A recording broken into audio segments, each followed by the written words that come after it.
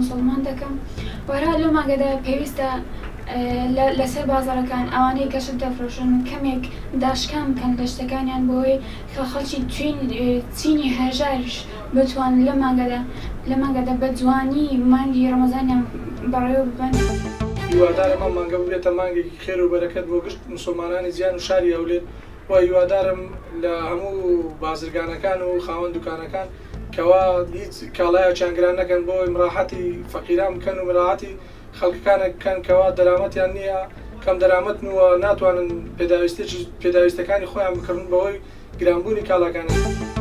بە هیوای ئارامی لە کاتی لێخوڕینی سیارە و شۆفێریدا بە تایبەت لە کاتی بەربانگ بۆ دوورکەوتنەوە لە هەموو ڕووداوێکی نەخوازرا و حادیسەیەک.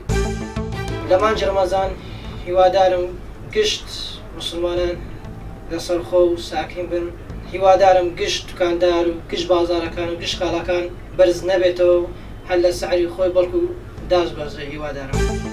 دخوازیال جماعتت کم همین حولاتیت کردستانیت کم که بشن هافکاری کدوب کن و مانگا پیروز رمضانه که بشن خلقت مستضعفیش بشن خوشترین جانی بعد اجا هر کسی بلای که دشت هافکاری کدوب کن.